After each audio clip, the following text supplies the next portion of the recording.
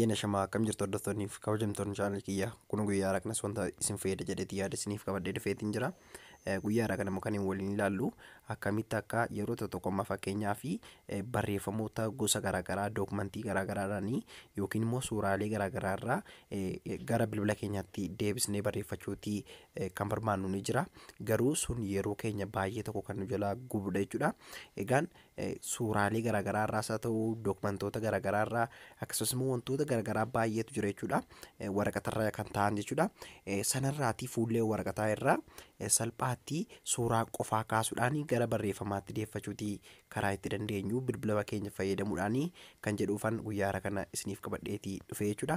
Egaan bilbila keenya fayyadamuudhaan salphaatti suuraa qofaa kaasuudhaan suuraa sanarraa barreeffamoota barbaadnee namoota barbaadneef sheerii gochuu ni dandeenya. Akkasumas immoo salphaatti gara bilbila keenyaatti barreeffamatti geeddarachuudhaan yookiin PDF'tti deeffachuudhaan salphaatti akka barbaadnetti wantoota barbaadnee fi itti fayyadamuutii ni dandeenya jechuudha.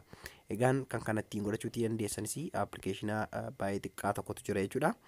Appilikeeshinichis kun isa sitti agartan kana jechuudha. Baay'ee tokko xiqqoodha. Bilbila keessanirraa iddoo isin jalaatii hin qabattu jechuudha. Aappii kanas lafti isin argattanii Telegram chaanalee koo jala OTS Elsay jechuudhaan yoo sarchii gootan argachuutii ni dandeessu jechuudha. Egaan yookiin immoo description box irra waan isiniif kaa'ee jiruu fi barreeffama viidiyoo kanarra yoo tuqxanii salphaatti argachuutii ni dandeessuunis ni jedha. Egaan amma ni eegalla jechuudha. Haalli itti fayyadama isaatii hangana baay'ee waan cimuutti miti jechuudha.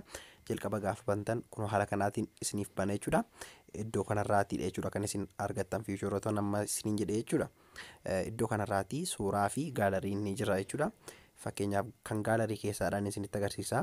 Kunuutti al tokkootiif iddoo kanarra ni tuqxu jechuudha. Saniin booda innaa isin kana tuqxanii gaalarii isin gaafata.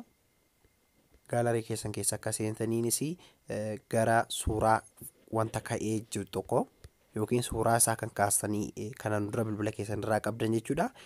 Sanarraatii gara barreeffamaatti deeffachuutii ni dandeessu waan ta'eef isa gara barreeffamaatti deeffachuutii yoo barbaadanii kun amma fakkeenyaaf kun fuullee waraqataati jechuudha. Kanarraatii gara barreeffamaatti deeffachuutii yoo barbaade salphaatti wanti hin godhu al tokkootiif suuraan barbaadu sanarra nan tuqa. Achi booda suuraan barbaadu sanarra kan tuqeeni gubbaa kanarraa mallattoo raayitiin waan jirtuufi al tokkootiif ennaa kana tuqxanii kunuutti lafa barbaadanitti akka isin crop gootan yookiin immoo kuttanii fi isin gaafata. Saniin booda iddoo isinitti tolerra kaa'achuudhaan bifa kanaatiin ol harkisuuf gad harkisuudhaan jechuudha. Kanatti lafa barbaadan irra ni keessu. Achi booda iddoo kanarraati crop kan jettu ni jirti. Crop kana al tokkootiif ni tuqxu jechuudha. Achi booda gaa iddoo kanarraati ofiisaatiin gara kanaa isiniif fideeti jira. Suuraan keessan kana fakkaata. Barreeffamni isin argattan immoo kunoo al tokkootiif kan tuqxu jechuudha. Kunooti akkuma agartanii convert to text now kan jedhu lafan xiyyaan isinitti agarsiise kana al tokkootiif ennaa isin tuqxanii haala kanaatiin kunooti gara barreeffamaatti isiniif deebisa jechuudha. Saniin booda gaa barreeffama kana yoo barbaadan ediitii gochuutii dandeessu jechuudha. Irra deebitanii wantoota barbaadan itti daddabaluu maqaa keessan wantoota garaagaraa barbaadan barreeffamoota barbaadan itti daddabaluutii dandeessu jechuudha. Kunoo akkuma agartanii saniin booda gaa iddoo kanarraati kunoo bilbila keessan irratti bifa fi PDF'dhaan seevii godhachuutii dandeessu jechuudha. Kana tuquudhaan yookiin ammoo namoota barbaadaniif sheerii gochuutii yoo barbaadanii al tokkootii fi mallattoo sheerii kana jala kanarraa tuquudhaan kunooti gara barbaadanitti namoota barbaadanii fi sheerii gochuutii dandeessu. Iiboodhaan, telegiraamiidhaan, wasaappiidhaan jechuudha.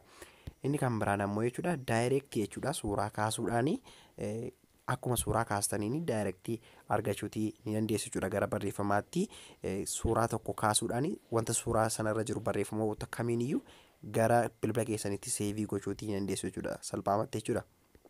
Kanaaf mallattoo suuraa kana al tokkootiif tuqxu jechuudha.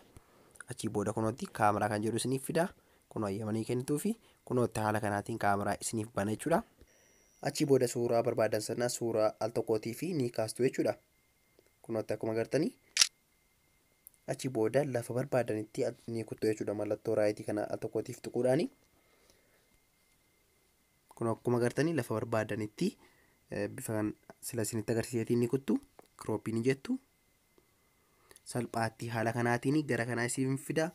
Achi booda kun akkuma agartanii convert to text now kan jedhu ni tuqxu.